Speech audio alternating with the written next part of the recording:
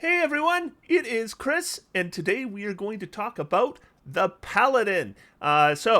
If you have not been paying a lot of attention to the talk about the new player's handbook, you'll have heard one thing about the Paladin, that Smite got nerfed, which it did, kind of.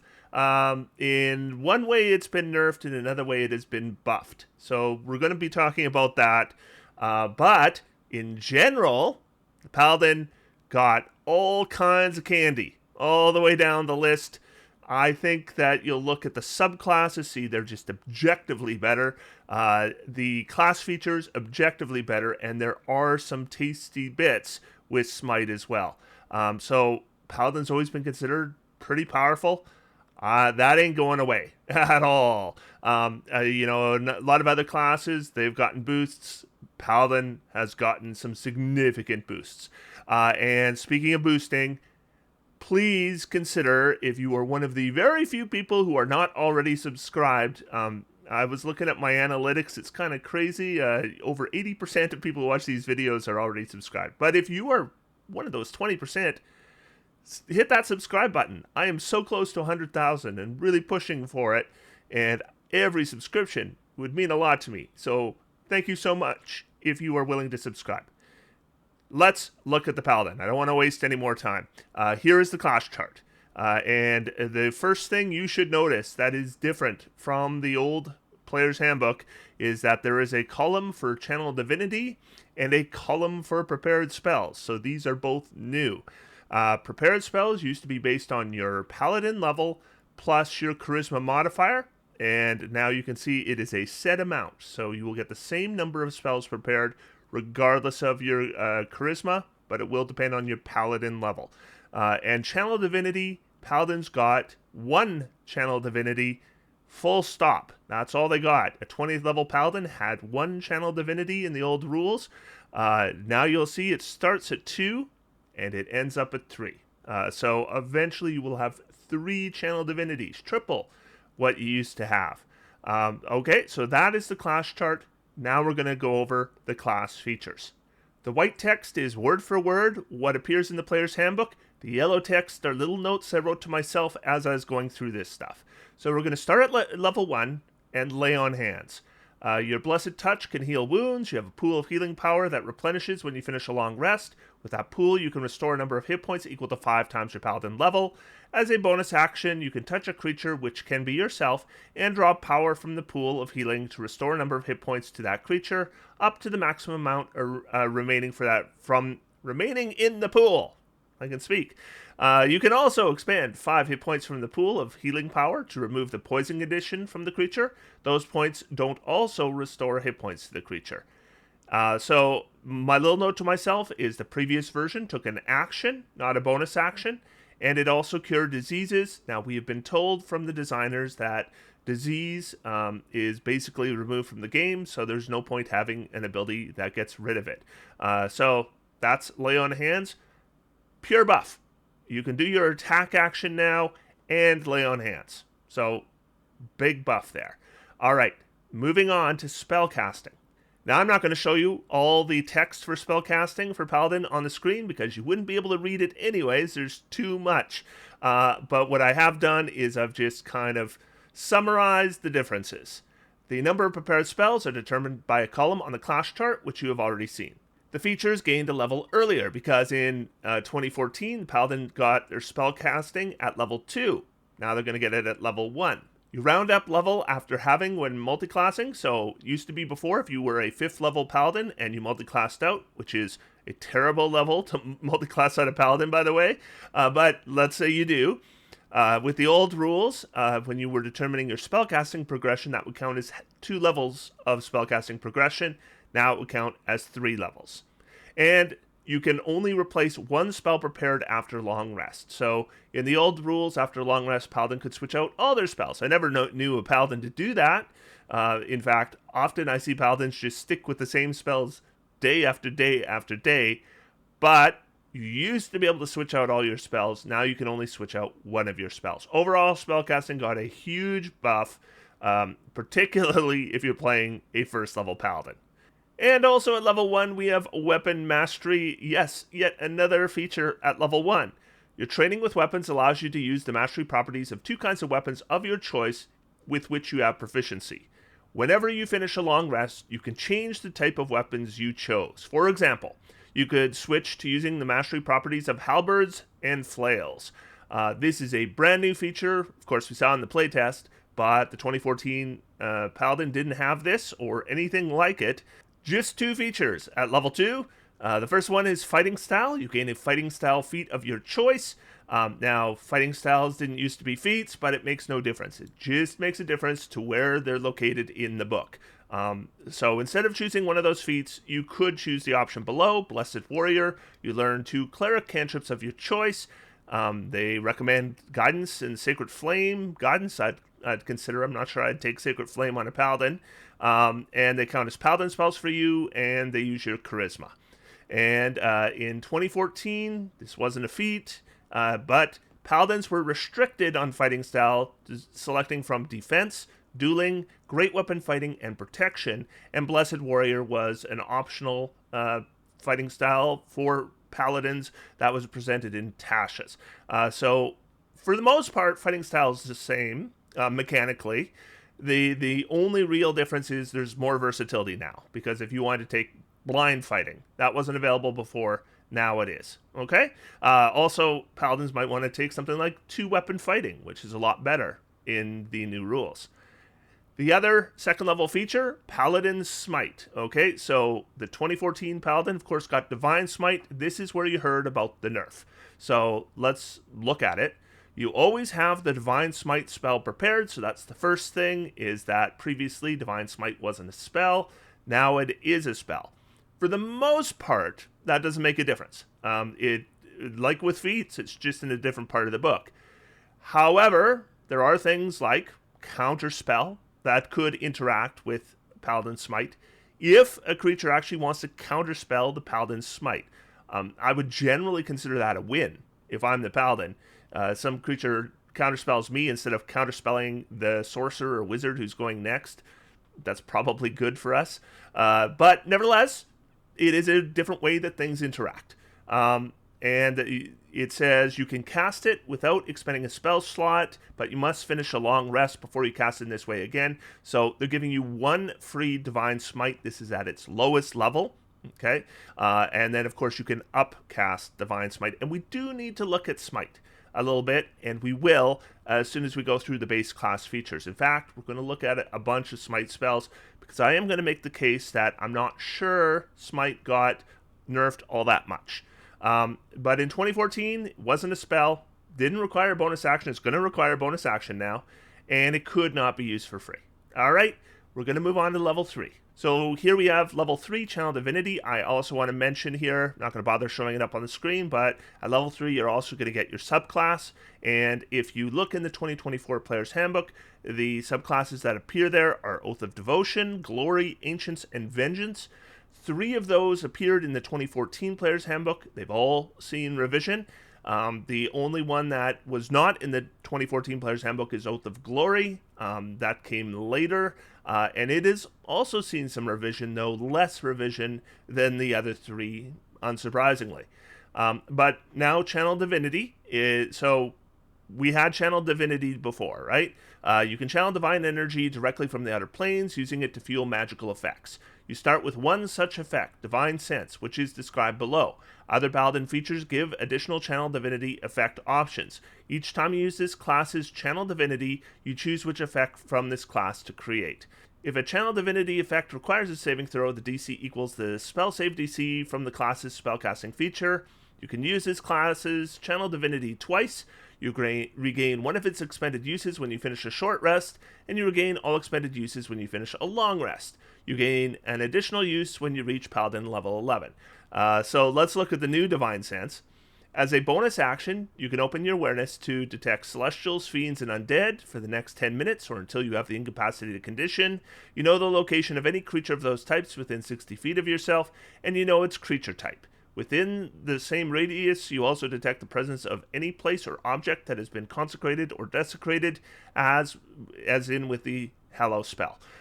So in 2014, Divine Sense wasn't a use of Channel Divinity. It had its own pool of uses, but it didn't work through cover. So if you wanted to know if there were undead in the dungeon you're in, unless they're in the room with you, you wouldn't be able to determine that. And if they're in a coffin in the room with you, you still wouldn't be able to determine that unless you opened up the coffin, at which point you probably know because they jumped up and attacked you. So I mean, I occasionally saw Divine Sense used where, is this creature we're interacting with, are they secretly a fiend? I'll use Divine Sense. So it came up once in a while. But this is a better version. However, it is going to use your Channel Divinity. And I should also mention the 2014 Paladin got Immunity to Disease at level 3. We already know that's not going to be here. Okay, so let's move on. Level 4, we'll get our ability score increase. We're going to get them at all the standard levels. And at level 5, we're going to get Faithful Steed. You can call on the aid of an otherworldly steed. You always have the Find Steed spell prepared. You can also cast a spell once without expending a spell slot, and you regain the ability to do so when you finish a long rest. So this is a brand new feature, and just keep in mind, whenever you cast a spell without expending a spell slot, it's cast at its lowest level. Level 6, Aura Protection, I have always considered the most powerful feature of the Paladin. It did not change really at all, other than wording. So there's a little bit clearer wording here. It answers questions about how it stacks with other auras of protection. And the old version worked as long as the Paladin was conscious. This one doesn't work if you gain the incapacitated condition. At level 9, we are going to get a banger feature. Brand new. Doesn't replace anything. Abjure Foes. As a magic action, you can expand one use of this class's Channel Divinity to overwhelm foes with awe. As you present your holy symbol or weapon, you can target a number of creatures equal to your charisma modifier, minimum of one creature, that you can see within 60 feet of yourself. Each target must succeed on a wisdom saving throw or have the frightened condition for 1 minute or until it takes any damage. While frightened this way, a target can only do one of the following on its turns. It can move, it can take an action, or it can take a bonus action. Like I said, brand new feature. The version of the playtest worked basically the same way. This is great. This is a great feature. And I said it didn't replace anything. That's not exactly true. Some of the subclasses had abilities to turn things, like turn undead, or turn fiends, or turn fae. So those have been removed, and basically they've all been replaced. Every Paladin has Abjure Foes, which works on any kind of creature as long as it's not immune to the frightened condition. Very, very nice feature, and excellent use of a Channel Divinity, in my opinion. At level 10, we're going to get Aura of Courage, very similar to the Aura of Courage you got in 2014. You and your allies have immunity to the frightened condition while in your Aura of Protection. If a frightened ally enters the aura, that condition has no effect on that ally while there. It just basically clear wording here than 2014, and the old version worked while the Paladin was conscious. Now it is only going to work while the Paladin is not incapacitated, because it's the same restriction as with the Aura of Protection. All right, we're going to move on to level 11. Radiant Strikes. Your strikes now carry supernatural power. When you hit a target with an attack roll using a melee weapon or unarmed strike, target takes an extra d8 radiant damage. The 2014 had a very similar feature. The only real difference I noted is that version didn't work with unarmed strikes. This one does. Most of the time you're not using unarmed strikes as a Paladin. I would assume, though, you could technically do it. You could technically do it because Smite now works with unarmed strikes. There is an unarmed combat or fighting style that you can select now, and features like this do work with unarmed strikes. So I guess you could make an unarmed Paladin. A little weird, but you could do it. So that's level 11. Level 14, Restoring Touch. When you use Lay on Hands on a creature, you can also remove one or more of the following conditions from the creature: blinded, charmed, deafened, frightened, paralyzed, or stunned. Stunned is rare to be able to remove. Mercy Monks can do it, and 14th level Paladins can do it. You must expand 5 hit points from the healing pool of Lay on Hands for each of these conditions you remove. Those points also don't restore hit points to the creature. So it's like removing the poison condition, except you can remove a whole bunch of other conditions.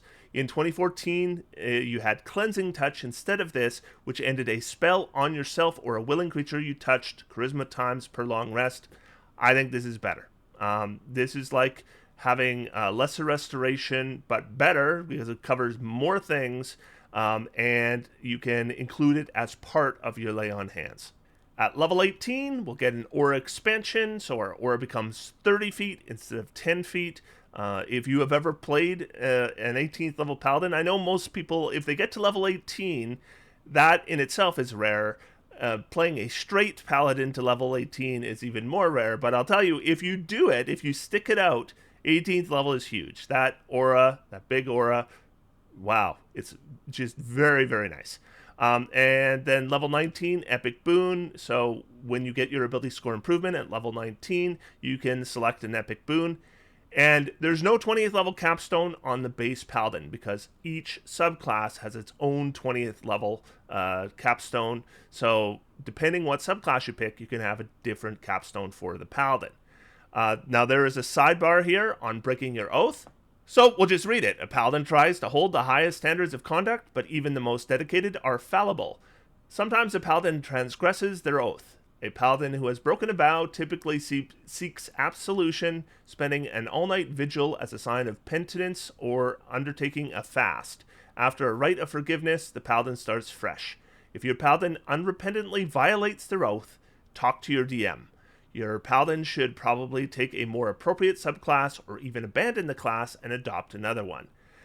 There was a similar sidebar in 2014, but in 2014 it really was more directed at the DM.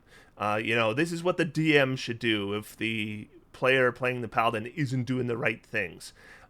Here it's more for the player saying, hey, if your oath isn't working for you, talk to your DM and maybe you can work something out. I prefer this approach. It's a little less heavy-handed, and I've always been of the opinion that players should be able to play their character the way they want to play them, and this is really kind of giving them permission to do so. So I'm all for that. And now let's look at the difference for Paladin spells. So the spell list for Paladins is practically unchanged. They've added Divine Smite because Divine Smite is now a spell, and they've added Greater Restoration. And that's it. Otherwise, it's the exact same Paladin spell list that you're used to, assuming that you will have already added the additional spells from Tasha's Cauldron of Everything, because those are there as well. All right, but just these two spells. I'm not going to talk too much about Greater Restoration, but I do want to talk a little bit about Smite. So here is Divine Smite now. And it is a level 1 evocation spell available to Paladins. You will know it automatically as a second level Paladin. Casting time is a bonus action which you take immediately after hitting a target with a melee weapon or an unarmed strike. So there are two changes there. The first is unarmed strikes work. The second is that the old Divine Smite only worked with a melee attack.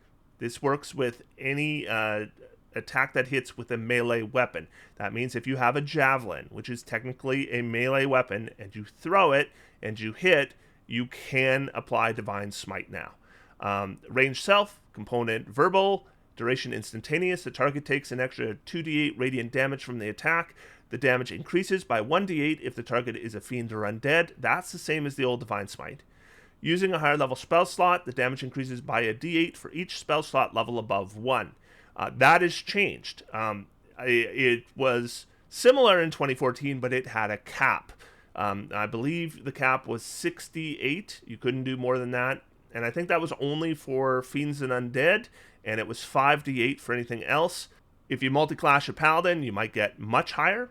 And even if you don't multi-class your Paladin, if you want to use that precious 5th level spell slot on Divine Smite, you can. So if we're not talking about the free casting of Divine Smite and you want to smite something, well, you could cast Divine Smite, or you could cast Searing Smite.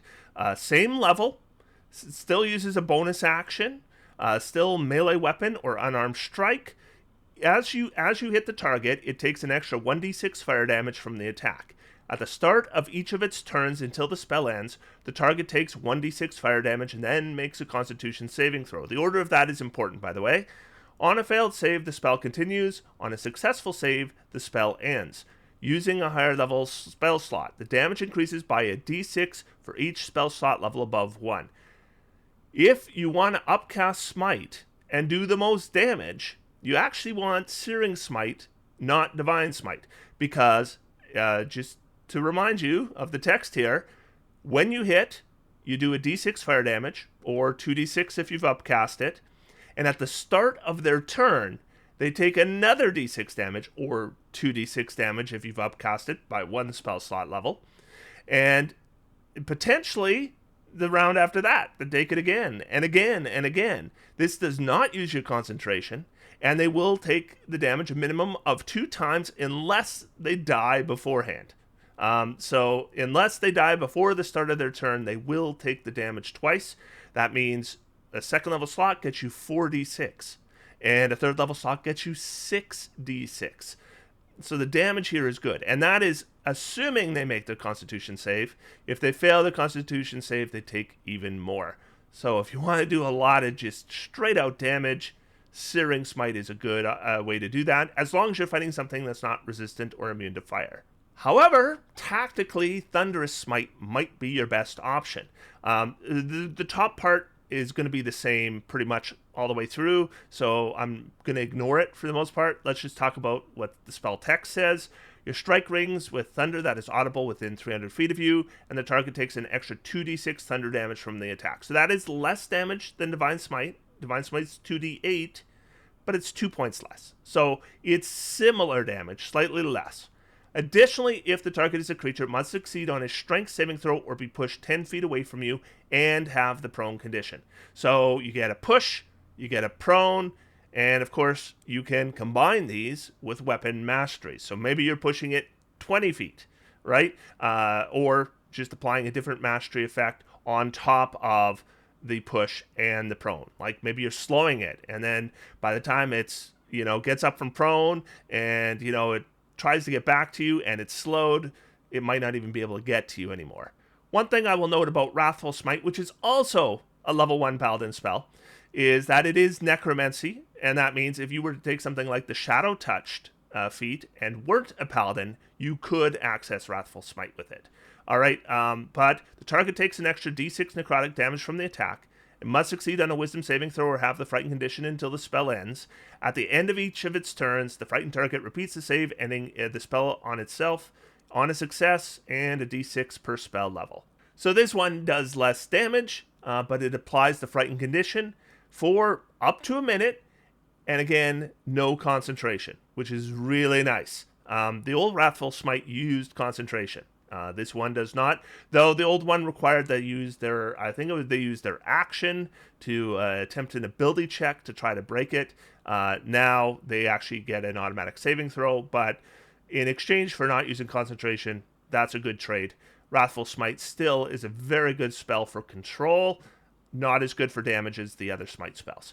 And I'll tell you what, if I was making a Paladin, 100%, I'm taking, well, maybe not all the Smite spells. We'll get there. But I'm taking all the level 1 Smite spells for sure.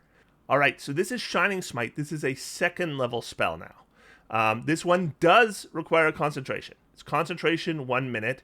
Otherwise, the top stuff's all the same. The target hit by the strike takes an extra 2d6 radiant damage from the attack. That is less than you would do with a 2nd level Divine Smite. Until the spell ends, the target sheds bright light in a 5-foot radius, whatever. Attack rolls against it have advantage, and it can't benefit from the invisible condition. That's really nice. If you want to, cast Fairy Fire on somebody, they get a dexterity saving throw to avoid it. Here, no saving throw. You just have granted everybody advantage to attack the creature. Now, advantage isn't all that hard to get in the new rules, so, this might not be as overwhelmingly good as it sounds, but it's still pretty good, I think. This one is nice. This one is very nice, okay? So the top stuff is all the same. It's 3rd level. The target hit by the strike takes an extra 3d8 radiant damage from the attack. It would be 4d8 from a Divine Smite, so 1 less d8. And the target has the blinded condition until the spell ends.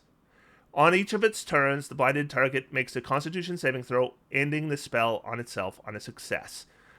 So, automatically works. You hit it, you apply Blinding Smite, they're blinded, and they will get saving throws to end the blinded condition, but you have just blinded them, no saving throw. 3rd level spell. We are up to 4th level spell slots, so this is, this is expensive, very expensive. Staggering Smite, level 4 enchantment, Paladin, other stuff's all the same. The target takes an extra 4d6 psychic damage from the attack. It would be 5d8 from Divine Smite, just to keep it real. And the target must succeed on a Wisdom saving throw or have the stunned condition until the end of your next turn. And a d6 per spell level for upcasting. You're not going to upcast Staggering Smite. But it's like a Stunning Strike, except we're going to target Wisdom instead of Constitution, and it's going to last longer, because Stunning Strike only lasts until the start of your next turn. This one lasts till the end of your next turn. It's pretty good. I like, because you're doing the damage guaranteed. And then if they fail the saving throw, they're really screwed. Okay, and then there's one more Smite spell. This is the one I probably wouldn't bother with. Banishing Smite is a 5th level spell. Uses concentration. If the target hit by the attack roll takes an extra 5d10 force damage, that's pretty good damage. I mean, it's probably similar to the 68 you would do with a Divine Smite at this level. If the attack reduces the target to 50 hit points or fewer, the target must succeed on a Charisma saving throw or be transported to a harmless demi-plane for the duration. While there, the target has the incapacitated condition. When the spell ends, the target reappears in the space it left or in the nearest unoccupied space if that space is occupied. There are too many what-ifs here. Must hit. They must have 50 hit points or fewer. That's a big restriction. And we're still going to give them a Charisma saving throw. They've just given too many ways to opt out of the extra effect here for a 5th level. This is the highest level spell a Paladin can cast, so I'd probably skip Banishing Smite. But all those other Smite spells, they all give you additional tactical options beyond just doing damage. And so when you are playing a Paladin, sure, you're going to Divine Smite once because it's free. But anytime that you are going to hit with an attack and think, do I want to apply Smite? Now you're also going to think, and which Smite am I going to apply? Do I want to push them? Do I want to blind them? Do I want to give advantage on attacks against them? These were not options before. These spells existed before, but they all sucked. Wrathful Smite was good, but all the other ones sucked. Now they're good. And as a Paladin, you definitely, as a weapon user, you want these spells. And the only way to get them is through Paladin. So, is Divine Smite worse? Yes. Is Paladin Smite worse? That is debatable. It is debatable whether, things like the tactical options of a character, if they have no value to you, if you only care about the damage, then the Paladin is objectively worse. Or the Paladin Smite is objectively worse. There's lots of things better about the Paladin. However, if you are interested in tactics, in control, in character options, in doing cool things when you attack stuff, and having a list of things you can choose from to do when you hit something, then there were significant boosts to Paladin Smiting. Okay, that's my spiel there. So the Fine Steed spell, the first thing I should mention is the casting time has changed to 1 action. That is a huge change. I believe it was, 10 minutes to cast before or something like that. 1 action. That means if you want to play a mounted character, then Fine Steed is going to be just amazing for you, because it means even if you lose your steed in the middle of a fight, you can use your action, get back on. The other thing I want to mention is you're going to get a free use of this. If you don't want to play a mounted character, hand it off to somebody else. Somebody in your party will love the extra speed, I guarantee it. And just really quick, armor class is 10 plus 1 per spell level, though you might want barding for it. Hit points is 5 plus 10 per spell level.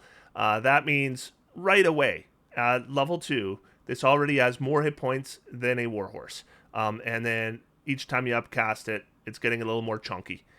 Speed is 60 feet, and then if you cast it with a 4th or level higher spell slot, you will also get a fly speed of 60 feet. So every Paladin now can fly when you get to level 13, 100%. And potentially 24 hours a day if you keep your steed alive.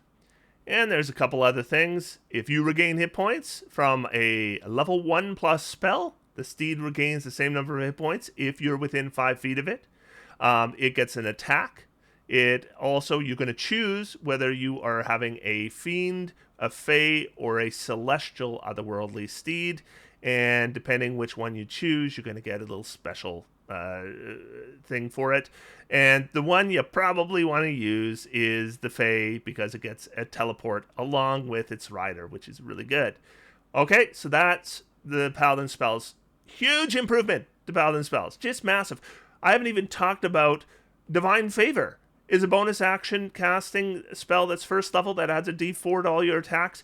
It no longer uses concentration. Just spell after spell. Paladins are looking so good on the spellcasting front. All right, so let's talk about subclasses. We're going to begin with the Oath of Devotion, and at level 3, we're going to get 2 features. The first one is our spells. So we're going to get a bunch of extra spells known. Level 3, we're going to get Protection from Evil and Good and Shield of Faith. At level 5, we'll get Aid and Zone of Truth. Aid is good spell for a Paladin, by the way, because if you want to keep your steed alive, that's one way to help. Beacon of Hope and Dispel Magic at level 9. Freedom of Movement and Guardian of Faith at level 13. Commune and Flame Strike at level 17. The changes from 2014, Shield of Faith didn't used to be on there. You had Sanctuary instead, and Aid replaces Lesser Restoration. No point in really getting Lesser Restoration once you get to a certain level, because eventually you can use your Lay on Hands to do the same kind of stuff. But there's a good number of levels in between where you still might want it.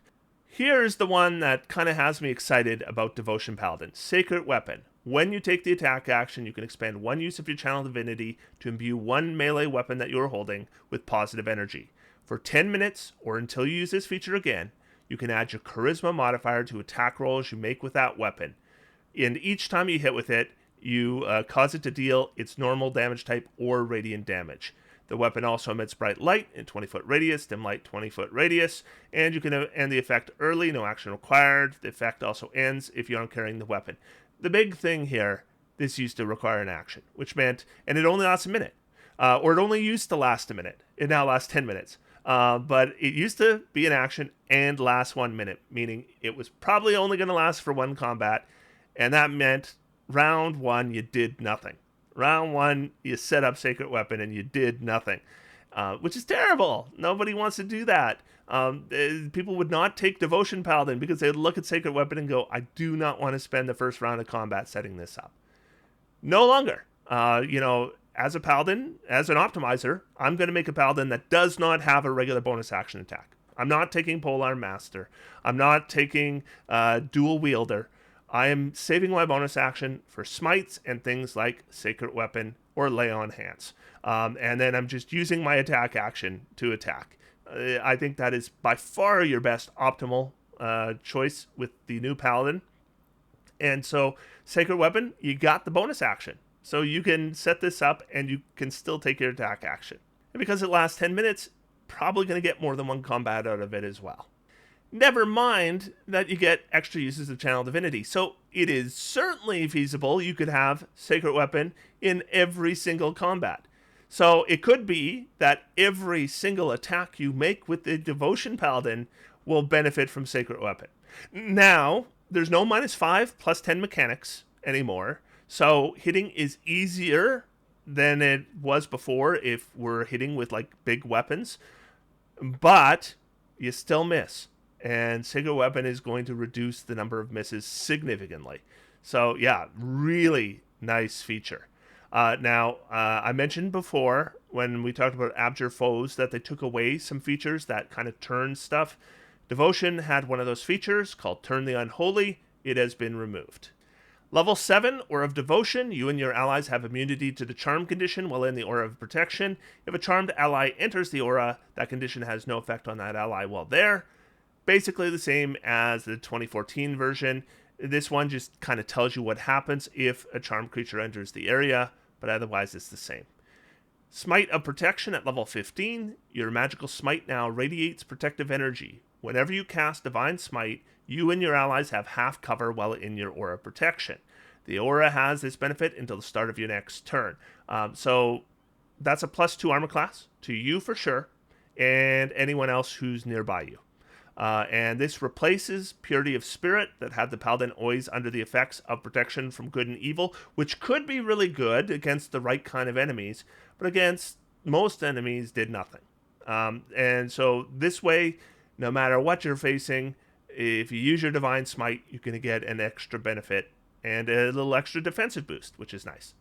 And then our capstone, Holy Nimbus. As a bonus action, you can imbue your aura protection with holy power, granting the benefits below for 10 minutes or until you end them, no action required. And once you use this feature, you can't use it again until you finish a long rest.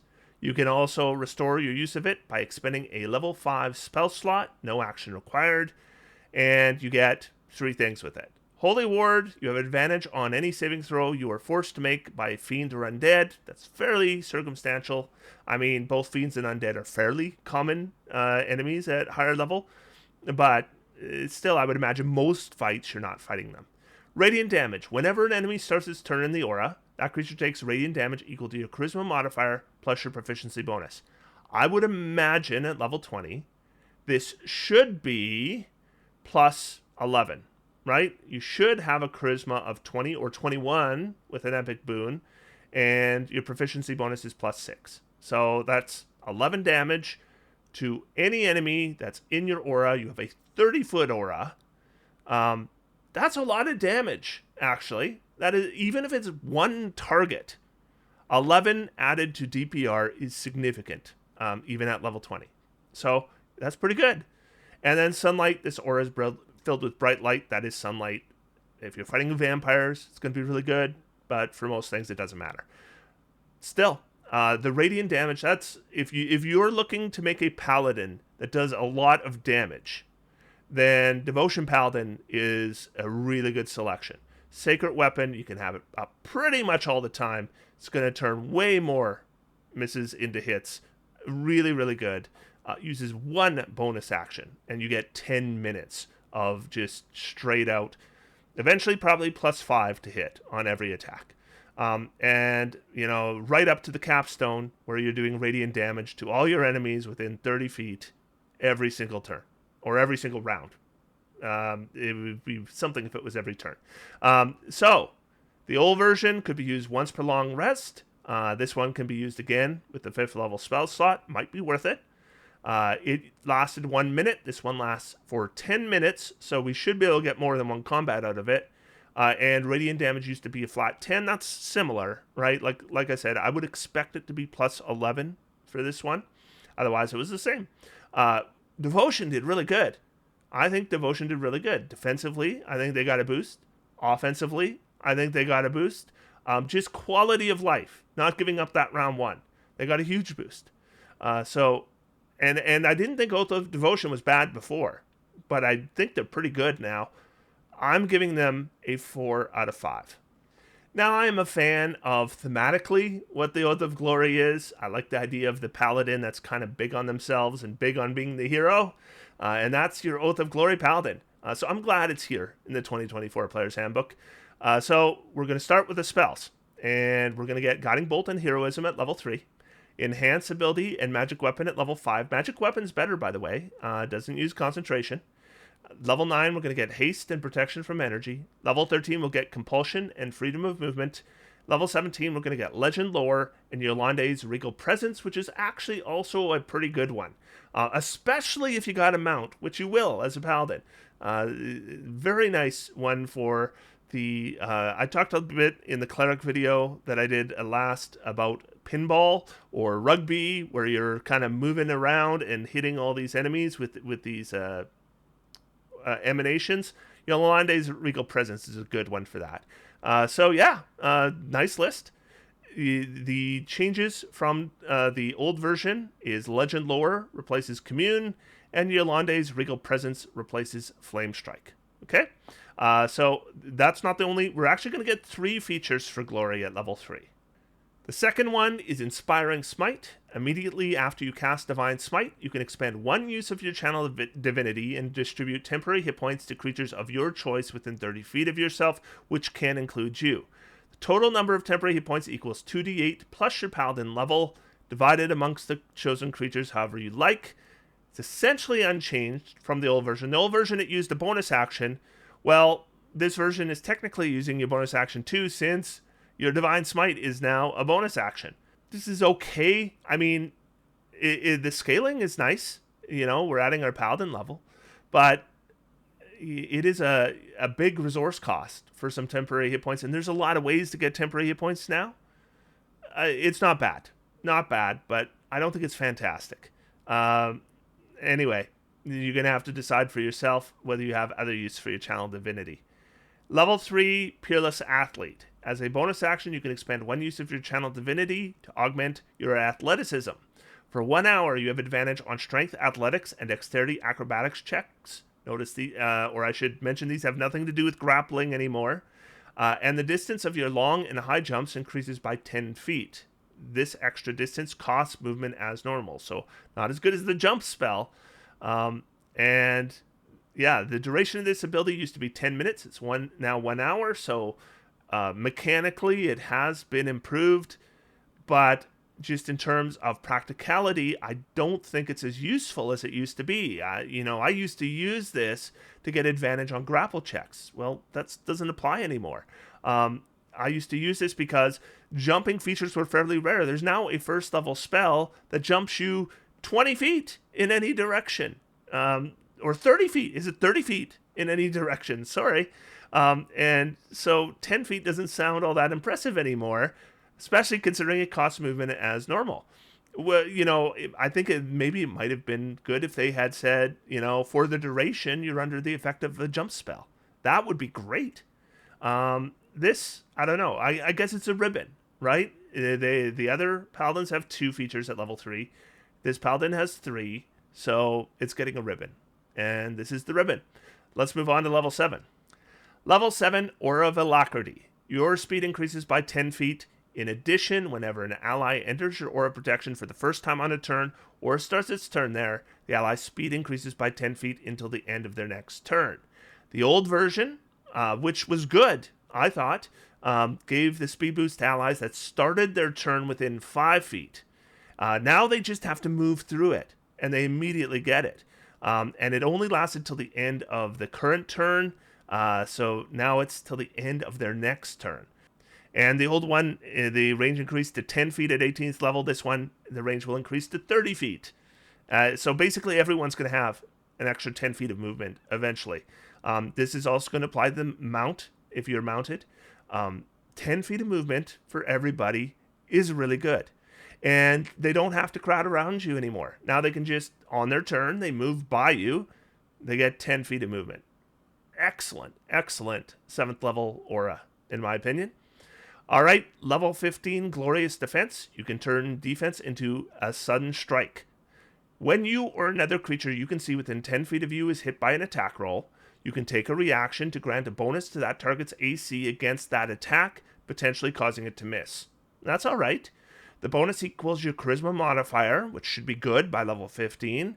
If the attack misses, you can make 1 attack with a weapon against the attacker as part of this reaction if the attacker is within the weapon's range. And it's kind of, convenient that just this morning I was doing some math for the Berserker, Berserker Barbarian. And the Berserker Barbarian gets a feature at level 10 called Relentless, where if they get hit with an attack, they get a reaction attack in return. Well, here, if your ally gets an attack, you get a reaction attack in return, which is kind of equivalent, except we're also making it more likely the attack misses our ally. So we're kind of getting a double dip here in terms of a feature. Very good. It is limited in use, though. This can be used a number of times equal to your Charisma modifier, and you recover them when you get a long rest. Still, I think this is a strong feature. This is unchanged, by the way, from the version that was in Tasha's Cauldron of Everything, and I think it was Mythic Odysseys of Theros, where we first got Oath of Glory. All right, and let's look at the capstone. Level 20, Living Legend. You can empower yourself with the legends, whether true or exaggerated, of your great deeds. As a bonus action, you gain the benefits below for 10 minutes. Once you use this feature, you can't use it again until you finish a long rest. You can also use your 5th level spell to do it again. Okay, so same as Devotion Paladin. Here's the 3 things we get with Glory. You are blessed with an otherworldly presence and have advantage on all charisma checks. Saving throw reroll. If you fail a saving throw, you can take a reaction to reroll it. You must use the new roll. And Unerring Strike. Once on each of your turns, when you make an attack roll with a weapon and miss, you can cause that attack to hit instead. There's a epic boon that does that. That 1/3 of this capstone, that's an epic boon. So this is good. This is really good. It's not just offense, because I mean you're likely attacking multiple times. Good chance you're going to miss once, and now it's a hit. You might just be hitting all the time now. Once in a while you're going to miss once, but you're on most turns, I would imagine now you're going to just hit and hit. And then in addition, we're getting the saving throw rerolls. Great. Yeah, this is a good capstone. And this used to last 1 minute. So now lasts 10 minutes. You know, Glory, I don't think got as much as Devotion. And in some ways, it got a little downgraded. I talked a little bit before about the 3rd level features. And 3rd level isn't all that impressive for Oath of Glory. Once you get to level 7, things get better. And they kind of stay better after that. And overall, I think it's pretty good. Especially if you ever get to level 20. I think you do really well. I'm going to give it a 3.5 out of 5. And we're going to move on to our next subclass. All right, so Oath of the Ancients. And just like with Oath of Devotion, we're going to get 2 features at level 3. And the first we'll look at are the spells. So starting at level 3, we're going to get Ensnaring Strike and Speak with Animals. Level 5, we'll get Misty Step. That's nice for Paladins. And Moonbeam. Level 9, we get Plant Growth. Good spell. Protection from energy. Level 13, Ice Storm and Stone Skin. And level 17, Commune with Nature and Tree Stride. And Commune with Nature, by the way, previously you would not have been able to cast it as a ritual because Paladins didn't have ritual casting. Now you will be able to cast it as a ritual. So that's actually a boost here that's kind of hidden, but it's there. Not a bad list. And there are no changes from the 2014 Player's Handbook. Here's one that got changed a lot. Nature's Wrath. As a magic action, you can expand the use of your Channel Divinity to conjure spectral vines around nearby creatures. Each creature of your choice that you can see within 15 feet of yourself must succeed on a strength saving throw or have the restrain condition for a minute. A restrained creature repeats its save at the end of each of its turns, ending the effect on itself on a success. The 2014 version of this blew. It was awful. You use it on a single creature within 10 feet. And it could choose what it got to roll for its saving throw. So this is just way better. We should be able to... If I'm going to use this, I'm going to use it when it's going to hit more than one creature. So we're already doubling the effect. And never mind the improved range and the better chance of it working in the first place. Just much, much better. That said, I don't think it's super powerful. It was just the old one was so crappy. This one's actually worth doing. And Turn the Faithless is gone. That was an effect that allowed you to turn Fey and Fiends, and again, kind of replaced with Abjure Foes. Okay, so it's not going to appear at level 3 anymore for Oath of Ancients, so we're going to go on to level 7. Level 7 got a significant change.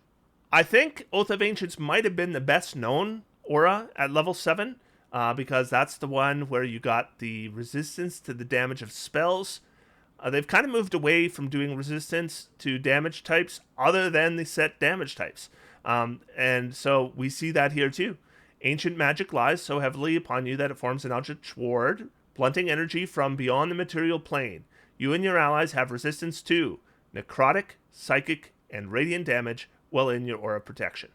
So you are getting resistance to 3 damage types. That's not bad. And it's permanent, right? You don't have to turn it on. And you're sharing it with allies.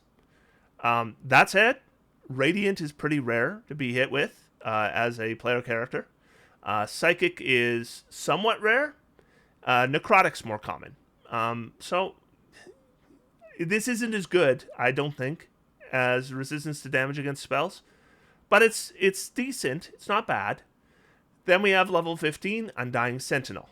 When you are reduced to 0 hit points and not killed outright, you can drop to 1 hit point instead, and you regain a number of hit points equal to 3 times your Paladin level. That's a fair amount. We're talking 45 hit points at level 15.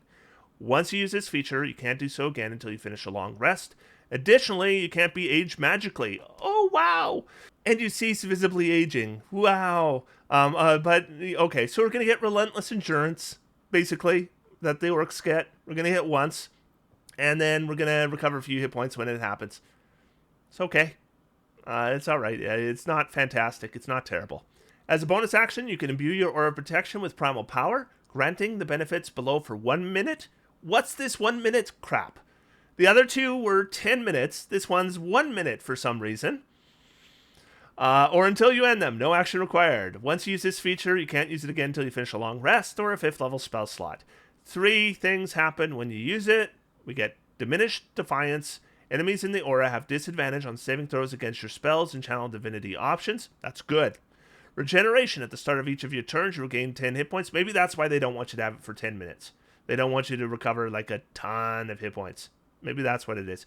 And Swift Spells. When you cast a spell that has a casting time of an action, you can cast it using a bonus action instead. That's pretty good.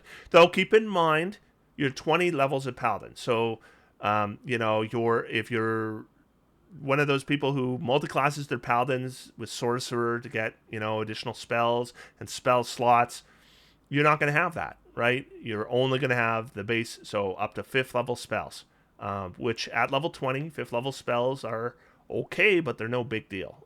So casting them as a bonus action, they'll be nice because your Paladin means you'll be able to take the attack action, but it's not massive. All right. So the old version restricted the Swift spells to Paladin spells. That's almost no difference. I just took note of it because it is a difference. But, if you have spells through your species now, well, then you could use Swift spells to cast those spells. For example, it required an action to use, and it was once per long rest. An action for a 1 minute duration is awful. So I'm glad that's changed. Bonus action is still doable. This is actually probably the best capstone, just with the worst duration, right? The 1 minute duration hurts, but you are getting a pretty potent capstone here. Overall, Ancients, the level 7 feature I'd say is weaker, but level 3 is better. Level 20 is technically better as well. The bonus action for a pretty strong capstone. I think it's worth a 3.5 out of 5. And let's move on to our last one, the Oath of Vengeance. So again, we'll get 2 features at level 3, and Abjure Enemy is now gone, replaced with Abjure Foes, which you're going to get at level 9. Okay? So we're going to get 2 features at level 3. The first is our Oath of Vengeance spells. So at level 3, we get Bane and Hunter's Mark. People hate Hunter's Mark now, so I guess this is terrible. At level 5, Hold Person and Misty Step. Level 9 is Haste and Protection from Energy. Level 13 is Banishment and Dimension Door. Level 17 is Hold Monster and Scrying. This is all the same as 2014. I think this is decent. Misty Step is nice to have on a Paladin. So is Dimension Door. There's some good spells here. I might even cast Hunter's Mark, depending. Hunter's Mark and Divine Favor technically stack now, so you could do them both. I think not bad. Let's move on to the other level 3 feature, Vow of Enmity. Alright, it says, when you take the attack action, you can expand one use of your channel divinity to utter a Vow of Enmity against a creature you can see within 30 feet of yourself. You have advantage on attack rolls against a creature for 1 minute or until you use this feature again. That's the old version right there. But now they have added, if the creature drops to 0 hit points before the vow ends, you can transfer the vow to a different creature within 30 feet of yourself. No action required. Couldn't do that before. So it used to be, you took a bonus action, used a channel divinity. I should mention the old one used a bonus action as well. This one doesn't use a bonus action. But you used your channel divinity for 1 minute. You got advantage against one opponent. When that opponent went down, it was done. And basically you were done until your next short rest. And against one opponent. So now we can switch the target. So this should last for a combat. What I will mention here is that advantage in the new version is fairly cheap. Get your Paladin a weapon with Topple Mastery. You'll probably get advantage with that. Or Vex, you'll probably get advantage with that. So it's not hard, or somebody else has toppled them. It's not hard to get advantage in the new version, or the new version of the rules. So that does devalue this, despite the fact that you can change targets. However, technically speaking, once again, it is possible in some campaigns you could have Vow of Enmity up in every fight. And you can change it as long as you drop the creature to 0 hit points with no action required. So it's almost like permanent advantage. Is that as good as Charisma bonus on all attacks? For certain armor classes, it is.